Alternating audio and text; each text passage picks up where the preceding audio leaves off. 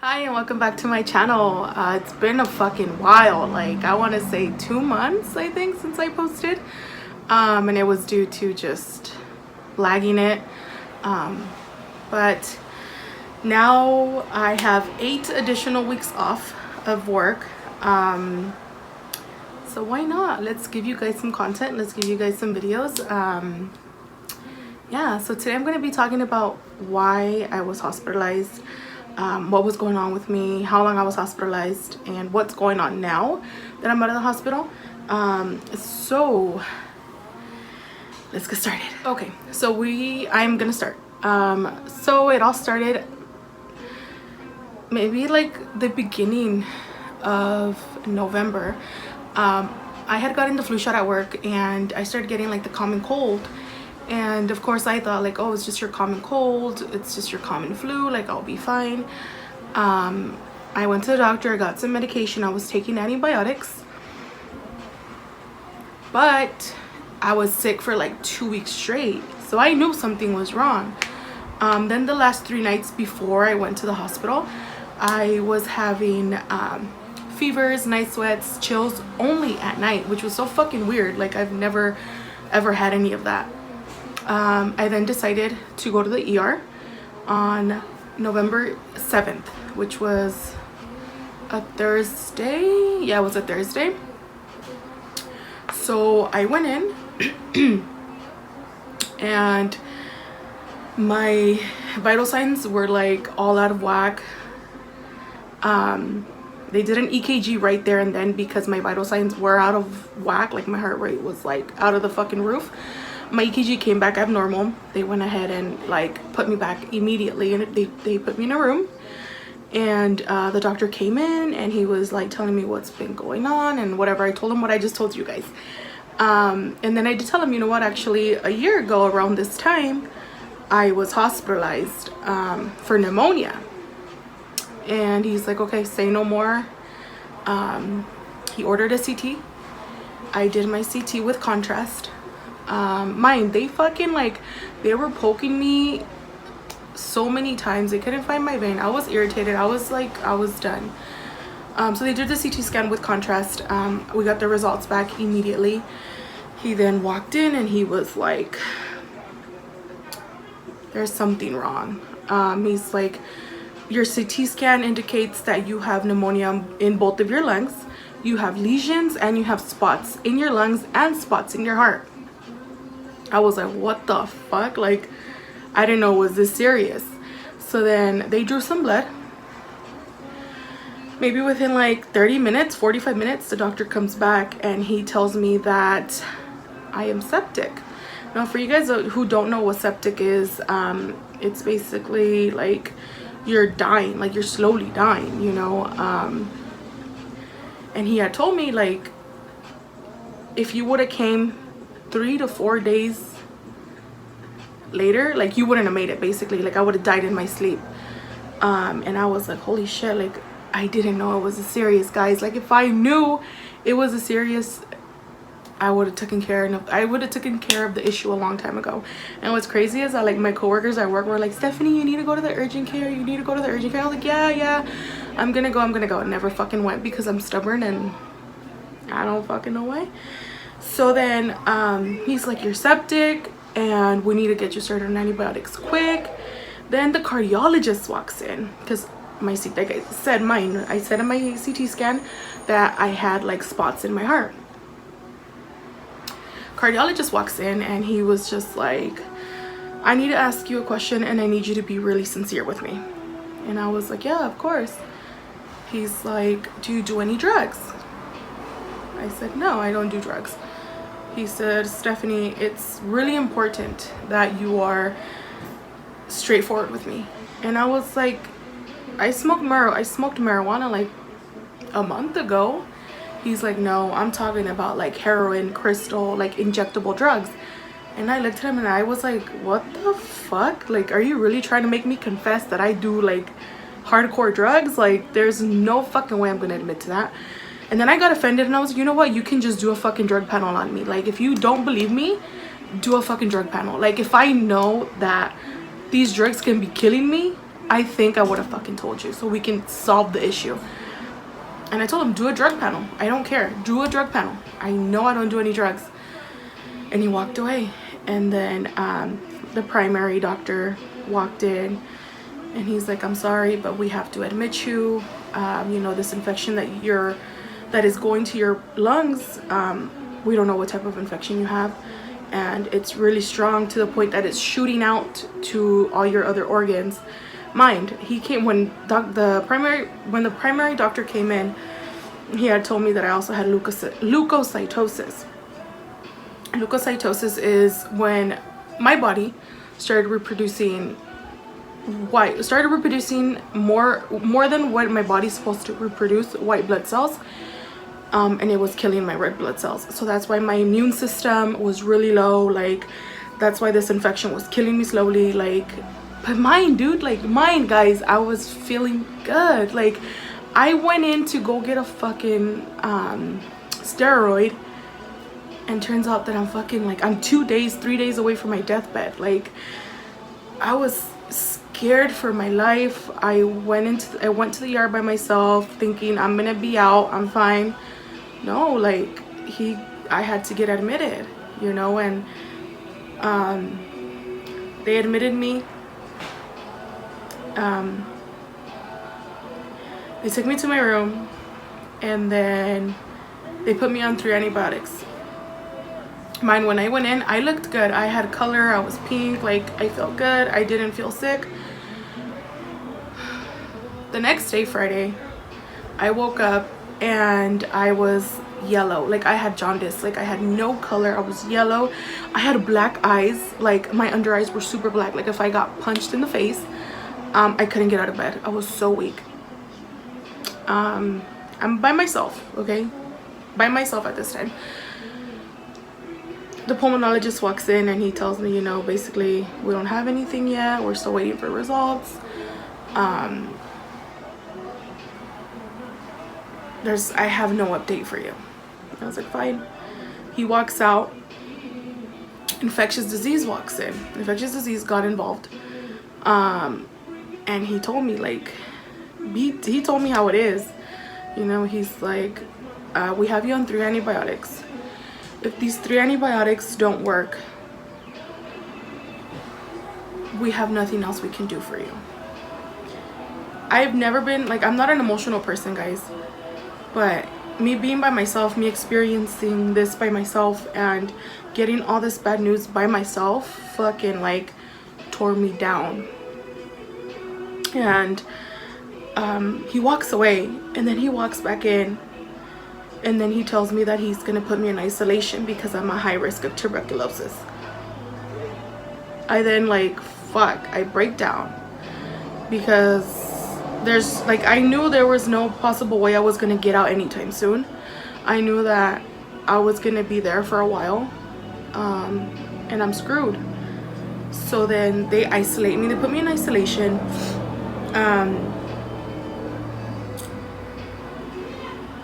Family started visiting, and in order for you to go in, you had to wear a gown, a mask, gloves. Like, you had to gear up.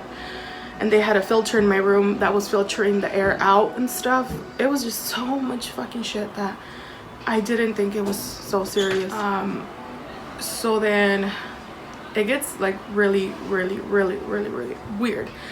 My parents went to visit me Friday. Mind, I didn't want to look at my dad. Like, I felt so bad having to see my parents and having them see me in this bed, well, in the bed, and, you know, basically fucking, like, dying, you know? Like, for a doctor to tell you, like, if the medication doesn't help, then I don't know what to tell you. Like, fuck, dude. Like, I really was sitting there and thinking, like, I put myself in this position.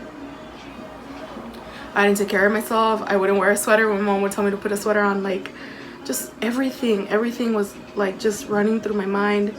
My parents wouldn't go visit me. I didn't want to look at my parents at all because it just broke my heart seeing my dad, like, seeing my dad see me in the bed useless. So I didn't even say hi to my dad. I, like, turned, I shifted the whole way, you know, the other side. And I was crying because it broke my heart. And then my mom, I have an uncle who's a pastor. So then my mom's like, oh, I'm gonna tell your tío to come. And I was like, okay, that's fine. So, you know, my parents, they couldn't, a lot of people who would go visit me wouldn't stay for a long time because of the mask. Like, it was really hard to breathe with the mask. So I understood, you know, but thank you for you guys, for all of my friends and family who visited me. Anyways, so then my uncle comes and visits. And as soon as I saw him, like, I was trying so hard not to cry because I felt like peace. I felt peace when he walked in the door. So then, you know, he hugs me, and he actually gifted me this little penguin. And then he starts telling me, you know, if we can pray, if it's okay, like if I can pray. And I was like, thank you, like I really needed this, you know. I'm sorry guys, I'm not gonna get emotional. I'm just like talking, I'm taking it slow because I don't want to cry.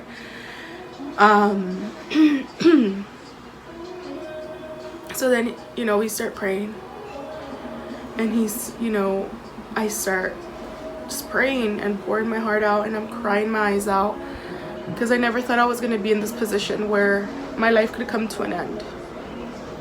I'm not afraid of dying. I'm afraid of leaving my parents with the hurt and having to live their life without me. So that's the only thing I was thinking about, was my parents.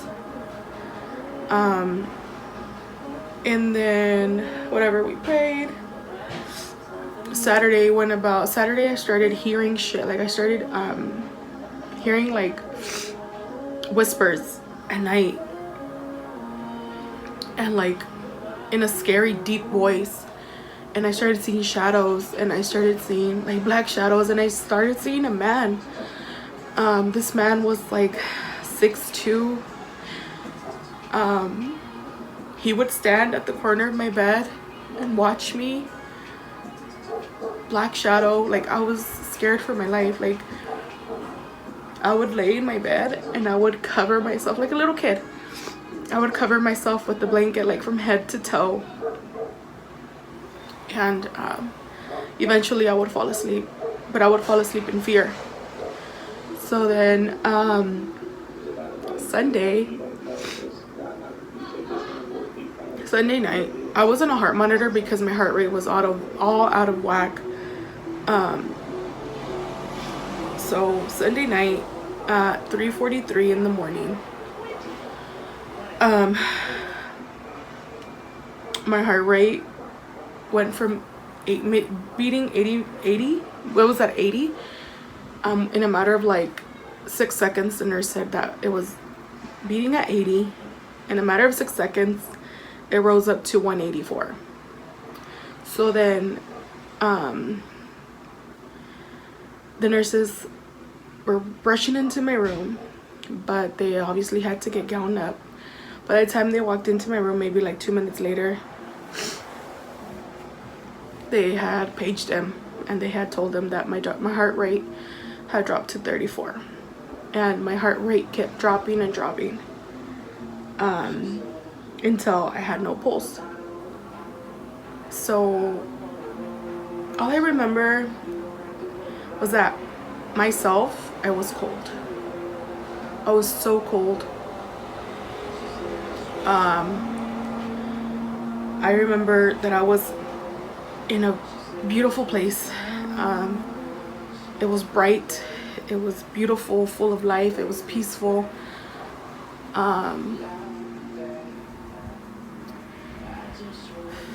And my grandma appears. My grandma's had passed away. She's been passed away since I was like 2 or 3. She appears. And all I remember is that we were talking. My dumbass, when I got hospitalized, I signed a DNR, which is a do not resuscitate, meaning if I'm not responsive, leave me alone, let me die. Why'd I sign it? I don't know. I know what it is, but I don't know where I was in that state of mind to sign it. Maybe I was thinking this shit's never gonna happen to me, but it did. After that, I'm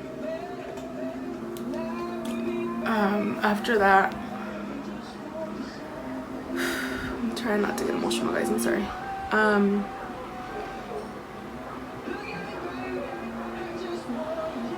Your body, the human body, has 7 minutes, right? So once you lose your pulse, we have 7 minutes to bring you back to life. If you don't make it within those 7 minutes, you're pronounced dead. Like, there's no way we can bring you back to life. One of the nurses there, when I hit 6 minutes of me not responding, she started shaking me. She started calling out my name, and all I remember was I was dreaming. I was talking to my grandma in this beautiful place that I did not want to leave. The nurse starts shaking me, calling my name out. I wasn't responding. And I remember that my grandma was telling me, mija, te tienes que ir. No es tu tiempo. Tú tienes que seguir peleando. Y vas a salir adelante. Aquí todavía no te quiero. And I remember that I would say, no, yo me quiero quedar aquí contigo. Aquí está hermoso. Yo no me quiero ir. Yo me quiero quedar contigo. So at this point, I'm hearing my name, right? Stephanie. She's like, te están hablando, te tienes que ir. So the nurse, she could have gotten fired. She could have gotten fired, gotten her license taken away. So many bad things could happen to this wonderful nurse. She looked at the other nurses and she said, I'm sorry. And I know this because she told me the next day. She looked at them and she's like, I'm sorry, but I'm not gonna let her go. She pulled the CPR handle on my bed, and my bed just dropped. When my bed dropped, I fell back, and that drop that I gave, I came back to life.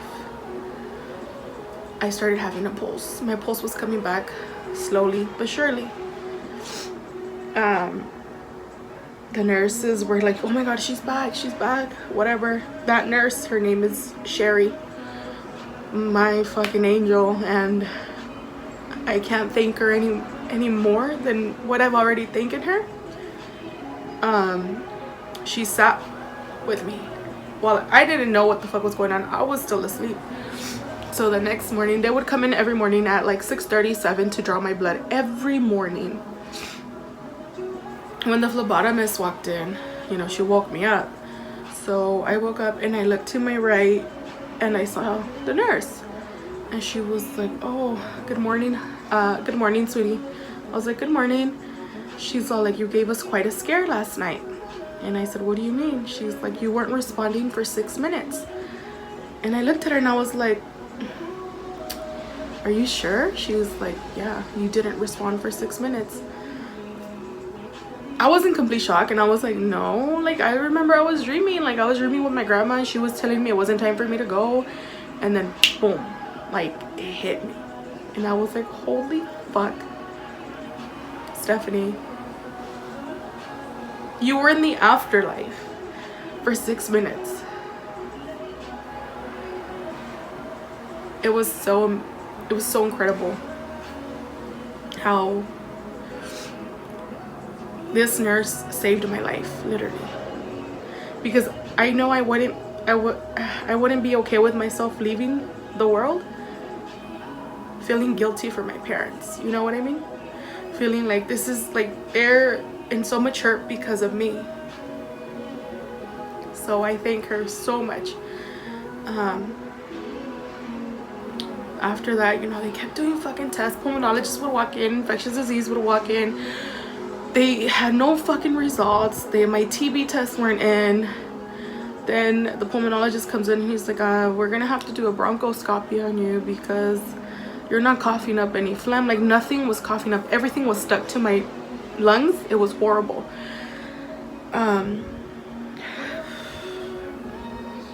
I agreed. I said, you know what? Let's just have it done. Let's get it done. I want to get out of here. I can't be in here any longer. I was fucking going crazy. Like, I'm isolated by myself. I'm not talking to no one. I'm not doing anything. You can only do so much on your phone. Like, I've never been tired of my phone. And I was tired of my phone. Like, I would fucking throw my phone and grab a book and read. Like, I was so fucking bored out of my mind. Whatever, I agreed to the bronch. I had the bronch on Tuesday, which was the 7, 8, 9, 10, 11, the 12th. November 12th, I had my bronchoscopy. So basically what a bronchoscopy is, they moderate sedate you. They numb your throat with some disgusting fucking spray. It's fucking horrible. It's disgusting, guys. It's horrible. It's disgusting. And then they stick a scope down your throat, down to your lungs, so it's a scope and like a vacuum. It's the camera and like a thick tube, maybe like this. It's pretty big, like going down your throat. It's the vacuum, so they're gonna clean my lungs.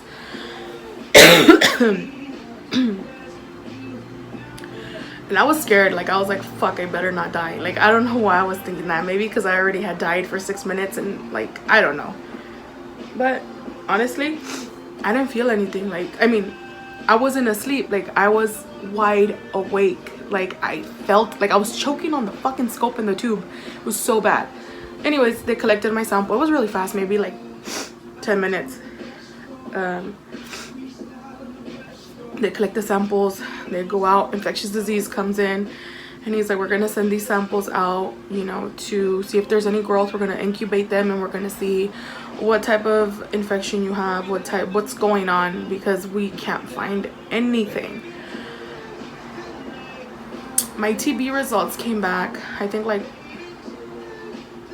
Thursday, the 14th, no, the 13th. They came back the 13th on Wednesday.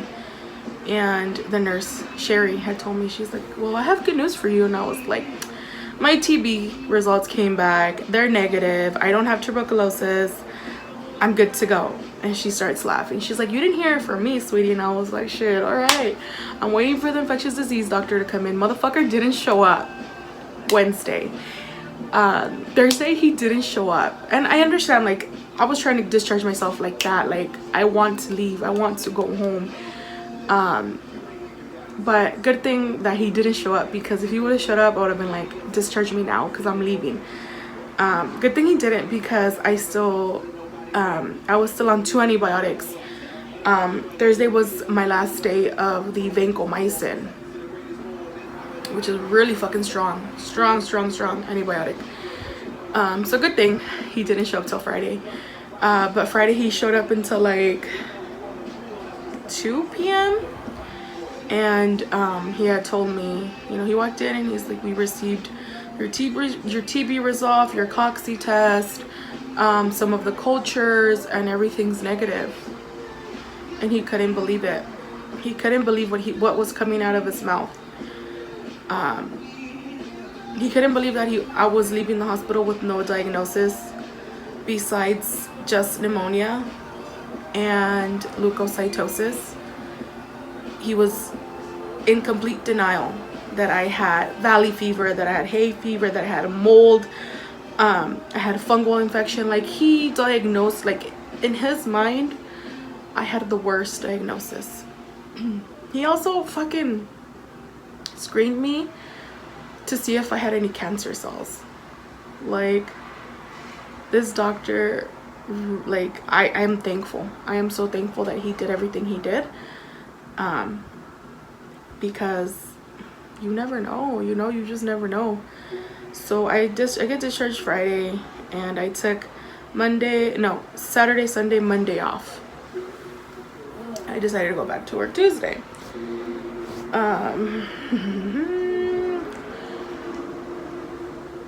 I go to work. I'm still not feeling good, but I was in my head, you feel good, you're better, you're better, you're better. Go to work, you're better, you don't need time off. Go to work, go to work, go to work. So I believed it. I go to work. I'm fine. I took in my medication before I went to work. This never happened to me. It just happened to me that day. I was sitting at my desk on my computer, and out of nowhere, like, boom,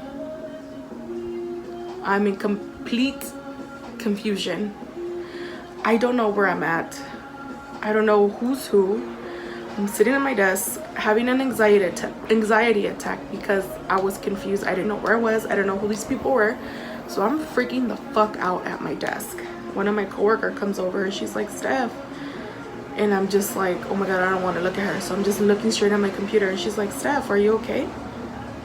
Steph. So then I turn and I look at her, and she's like, are you okay? I didn't know who the fuck she was, guys. And I'm like, yeah, I'm fine. She's all like, you don't look good. And I was like, no, I'm fine, I'm fine. And then she sits next to me. She's like, Steph, are you sure? And I was like, to be completely honest with you, I don't know who you are. I don't know where I'm at. I don't know what I'm doing. And she was like, oh my God, Steph, no. So she goes and tells my supervisor. I didn't want to confess to it, but I had to, you know. No, when she went to go tell my supervisor, infectious disease had called me. And when they called me, one of the cultures came back, and it came back positive for fungal pneumonia due to mold, and that he was going to test it for valley fever. Fast forward, I talked to the supervisor. She's like, you need time off, whatever. I spoke to my HR, I spoke to my employer. They agreed with me. They gave me time off. I had my follow-up with my PCP yesterday, and she had told me that I wasn't ready to go back to work, that she was going to put me out for 8 additional weeks. I'm not going to go back to work till fucking February 2020. I'm going to go insane. So, you know, right now it's a waiting game. Right now I have to see my pulmonologist, my infectious disease, and see what's really going on. But I don't have appointments with them till like the end of December. So right now it's just a waiting game and see. And I'm feeling better, but just like with the weather, it like spasms my lungs, and I start coughing, and I start like having lung pain, but it's manageable. It's not to the point where I have to go to the hospital, because I'm never gonna go to the hospital again. But yeah, guys, that is what happened to me, and that is why I was hospitalized for 10 days. And I want to thank every single one of you who went to visit me and made me smile when I knew I wasn't fine and I was going through a really tough time in my life and I was scared. I really do appreciate all of you guys who visited me and spend some time with me. It really does mean a lot. But this isn't the end of me. I feel like I was reborn, and I gotta do it right this time around, and show the whole world that you can,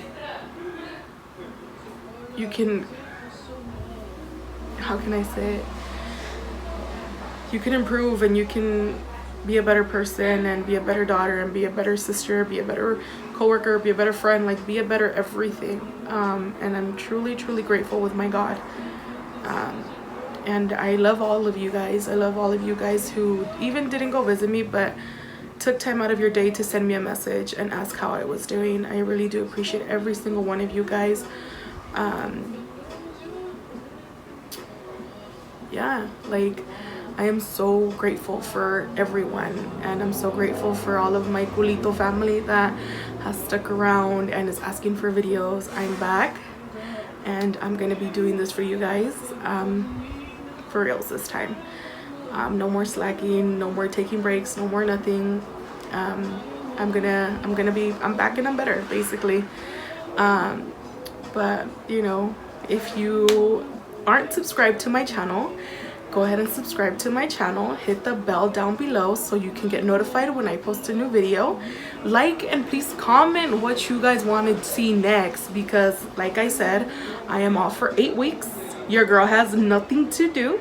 So comment down below what you guys want to see next, any suggestions, anything. I'm up for anything. I would force my mom to make a fucking video with me, because I know you guys want a video with my mom. So if I get 20 likes, let's make it small. If I get 20 likes, I will make that video with my mom. I would force her to make a fucking video with me, reacting to one of my hangover videos. But with all that being said, guys, thank you so much. I love you guys. Bye. Can you get out? Just go in. Can you get out? I don't want to eat right now.